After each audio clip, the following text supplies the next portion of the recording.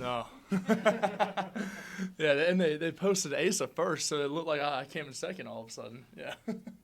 on the Instagram, yeah. But no, that was good. That was fun.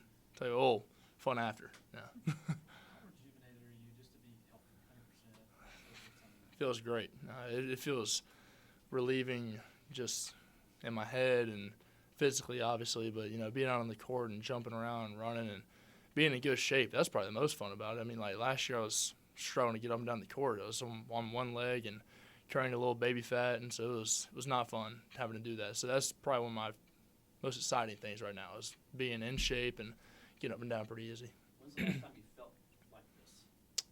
Probably going into my sophomore year. Yeah, going into that year, because then about 2 months into that year, I had that foot injury, and then I played the whole year, but it was no practicing, no doing any of that. And so then after the year, surgery, another surgery, then junior year. Mm-hmm. It seemed like you're getting to 100% correlated, or was at the same time as the NBA combine and all that. I mean, Yeah. Did you surprise yourself at all with how well? No, yeah, I was expecting to feel that good going into it because I knew I would have some like 2 months to get ready for it, maybe a little less. But having that time off or out of the season to kind of dial back what I'm doing on my legs, still getting up lots of shots and running and stuff and staying in good shape, but not the constant beating of the day-to-day grind and stuff. That was huge for my knee. And so being able to kind of dial that back and calm it down right at the season was huge. And then obviously staying in good shape. And I knew that if I was confident going into that, which I mean I haven't lost a lot of confidence, I knew it was gonna be good. So I mean, were you going into it thinking there's a chance I'm still going pro? I was going into it ready to take whatever they give me. I wanted to be back here the whole time, but I knew that if I went in there, I knew going into the G League Combine that I was like, all right, this is good, but I need to go to the next step.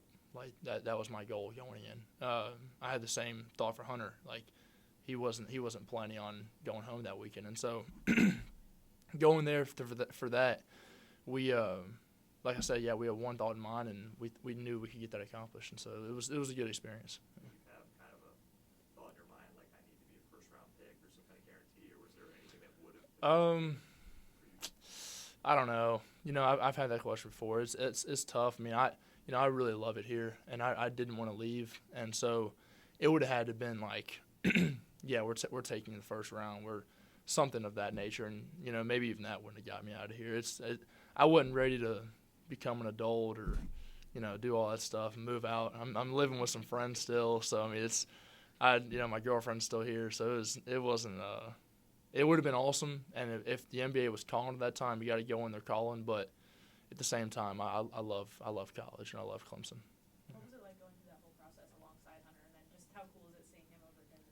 I've told so many people like it was crazy to watch the progression of Hunter Tyson, even dating back to before last season. Like him coming in every day, every single day, grinding, getting better, cutting fat, getting in better shape, working on his shot.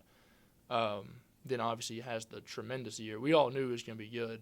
I mean, I don't know if anyone thought he was going to be that good, but everyone knew he was going to have a good year. And then coming off that, it was still like, you're 22, 23. Like, NBA's not a huge fan of old guys. They're trying to get away from that. They're starting to go into older guys in college. But like I said, like that's kind of leaning towards like the undrafted two-way kind of guy. And so then as I watched him go from projected undrafted to like a couple days before the draft, projected like 57, and then 40 or 45, then 40, then taking it 37. It was crazy to watch, and I was so excited for him. I was mad that I wasn't able to get up there for the draft. Ben was able to go to take some pictures, but it was fun supporting him from afar back in Clemson. PJ, what was the feedback you got from NBA execs, GMs, whomever going through the pre-draft process? Yeah, a lot of the feedback was to be expected. We know you're going to carry a larger load next year, more minutes, you'll be more healthy, so the rebound numbers will be up, that kind of stuff. We'd like to see you in better shape, but they also, for the most part, understood what was going on. And then from there was we want to see you be a more versatile defender, guard on the perimeter, 1 through 5, be able to play a little bit more positionless.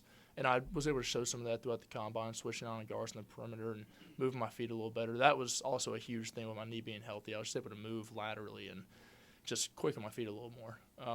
So that was the biggest thing. They know what I do offensively, is shoot and can go and take someone smaller inside, take someone bigger outside, pick and roll, pick and pop, all this stuff. So that was kind of there already, but they wanted to really see the positionless stuff that I have. Yeah. I guess, how much of a role did you play with some of these transfers that came in, Joseph Girard, Clark? How much were you communicating with them? Yeah, I was communicating a good bit. Jack, not that much. He committed relatively fast. Didn't get to come on a visit, but he so whenever he committed, I was just like, oh, let me give him a call and stuff. But Joe came down. He had just gone on his other visit and then came here, and it went incredible. So it got pushed back a couple of times to commitment day, and I was starting to get a little nervous. But he from as soon as he left here, I had confidence he was going to be a Tiger, or either way, it's going to be a Tiger. But he was looking at LSU too. But he's a great dude, and also you got Hybrider, Jake Hybrider, and then Boz Light. It's huge. Having him on the team now too, having another center for us, take some load off of me and give Ian some other options and RJ and stuff. So our transfers, we did very well in the portal this year. I know you obviously had Brevin last year as a shooter. Mm-hmm. What does Joseph bring that's maybe a little different? He brings a lot. One thing I didn't know about Joe is how much of a playmaker he is. In the scouting report, going and playing cues all the time, it was obviously getting his grill, force driver. If he has any kind of a look, force him to drive, get a hand up. But ever since he's been here, putting on the deck and finding people that are open has been superb. And so I didn't know that he had that in his game. And so once he got here and I saw that, that's going to be huge for us. Yeah, having a guy who can shoot that well. Shoot like on the level of Brevin, Hunter, Alex, but also put it on the floor and make like a point guard. Yeah. Hunter Tyson now being gone, how are you kind of approaching being the certified leader of the team? Honestly, kind of like he did, but also just doing my everyday thing, coming in early. Conditioning test this morning, making sure in first one here and showing these guys that this is a part of it. So learning from him and watching him do that all last year and talking with Coach Brownell, it's not really I'm the leader. I gotta establish myself. If you're known as the leader, they're gonna follow you. And so using my tools and assets in my game and my work ethic, that's kind of how I just establish what we do. And I definitely made my voice heard when it needs to be, but my biggest thing is pushing people on the court, making things competitive, and forcing people to give their best. And so, whenever someone's not doing that, it's definitely something that I like to hold people accountable to. That's really my approach to it right now. You'll be here an hour early in the morning, like Hunter, drinking coffee. Hey, conditioning test at 7. I was up at 5. Yeah, it's been a long day. Yeah, just got out of class too.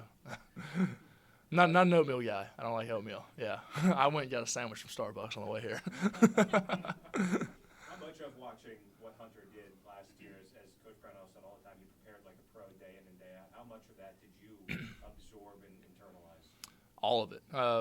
It was all of it. He was such a great role model for everyone on the team, and great friend and teammate. Watching him, how much he cared about every single game and practice, it was evident that he never wanted to lose. And so implementing that into my life now is crucial for this team, and showing that every single day, every play, every practice is crucial for our success. I know you're a team first guy, but is there some part of you in your mind that thinks about how cool it would be to be the first Tiger drafted in the first round in more than a decade when we get to that point? Yeah, that'd be awesome, and that'd be another check mark off my list for my career. I dreamt of being a NBA draft prospect and NBA first round pick, and now that it's right there for the grasp. And I was talking with Coach Brown the other day. It's not going to happen. You got to make it happen. And so it's more or less just every day, not looking at that, looking at what you can do today. Get better today. What is the competition doing? Are you getting better than them? And so that slow grind is what's going to be important. You talked about just not being ready to be an adult, but the way last season ended, did that at all add to the fact that you felt like you had to come back to try to get to the tournament? Yeah, I definitely did not want to leave on that note. I still it hurts.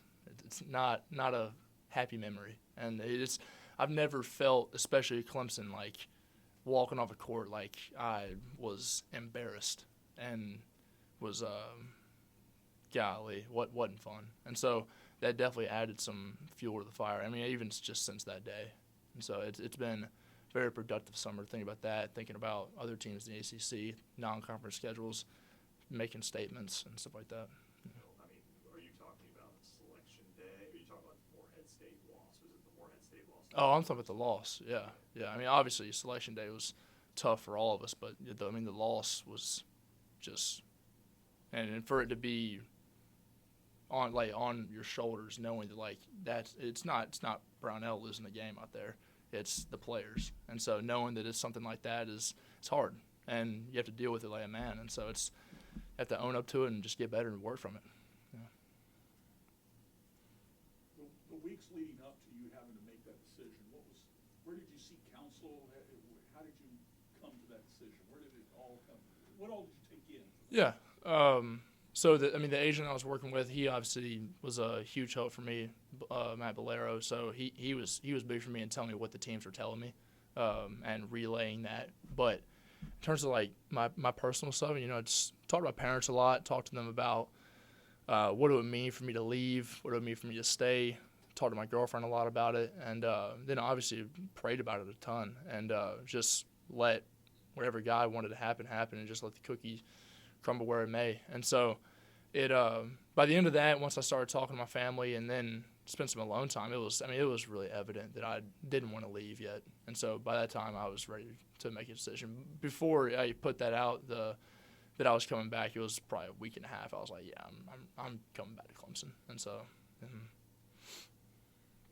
Girard was telling us about random people eating sugar cookies at his door. Have you ever gotten cookies? I didn't get any sugar cookies. Yeah, he put that on his Snapchat story the other day, and I love sugar cookies. I got a really big sweet tooth, and I was mad. Like, I mean, those things look good, and so he doesn't need that. He's on a different weight program than me. So I definitely could have used one of those. So you've never gotten any kind of stuff like that, right? No, yeah, I don't know what's going on. Need to NIL deal with some insomnia or something. We just mentioned them, so Oh, might have to. Yeah. Really random, but there's something, the story that Coach Brownell told us during the season, that there was like a friend, his wife maybe, I forget who, like there was a dog, you had treats in your Yeah. car, you went and brought them out. Yeah, so I didn't know that it was their friend. I just saw a black lab, and it was I think it was black lab. But yeah, I first of all I love labs. I'm a huge dog person, and so I always kept treats in my car just to I'd be walking around and see a dog, be like, hey, can I give him a treat? It's kind of weird, but if you don't know, hopefully when I do it, someone will recognize me. They're like, oh yeah, it's a little odd. I didn't know you would do that, but go ahead. So I saw his lab, and I was like, can I give your dog a treat? And she was like, oh, yeah, for sure. So I sat there and petted for a little bit, and she ended up saying that she knew Coach Brownell and Miss Paula and stuff. So that was pretty funny. But this one time I remember I was driving down the road, and this girl was beside me, having her windows down, and I had a dog in the passenger seat. I was like, oh, your dog, can I give him a treat? And threw one through the window. And she said yes, but I was like, here you go, and tossed one through the window. Yeah, I'm a huge dog lover. Matt and Pete, feel free to chime in whenever. When the dog talk stops, right? Hey, PJP, Academic from AP, you talked about how relieved mentally you were this summer just because you didn't have to worry about, something hurting or rehabbing something this way or that. Did that allow you to kind of work on and improve some of the things that you wanted to do better as you enter your senior season, and did you make progress on that? Yeah, for sure. Knowing that I was healthy and being uninjured in general, that gave me the whole summer to work on whatever I wanted. And so a lot of it was, a lot of ball handling, which I can do that whenever I'm incapacitated or whatever. But, being able to work out for that long every day off every now and then, that was huge for me. And so even if it was stuff that I've been working on in general and were already in my game, it was huge for me to take that leap this past summer. And to be able to be this late in my college career and still have that time to leap and progress in my skill set is huge for me as well. Thank you. PJ, can you just describe, I guess, how different you felt at the combine and just how different your game can be when you're fully healthy as far as athleticism, just some of that kind of stuff you can do? Yeah. One thing that was huge, they didn't know that I would take shots like I did. I mean, there was one time I'd had a heat check that was me coming off a double stagger and stepped into a 3 at the top of the key from about 25 feet. And so, I mean, doing stuff like that that's obviously not going to be doing here. That's not what I do here. But, like, having that kind of range and shooting threes on the move, grabbing a rebound and go, that's something I'll do more. I mean, from being in better shape, better ball hand and all that stuff is definitely something that's in my game that I haven't really done here that much. But one thing I did at the combine that also was big was what I said earlier, was stepping out and guarding somebody on the perimeter.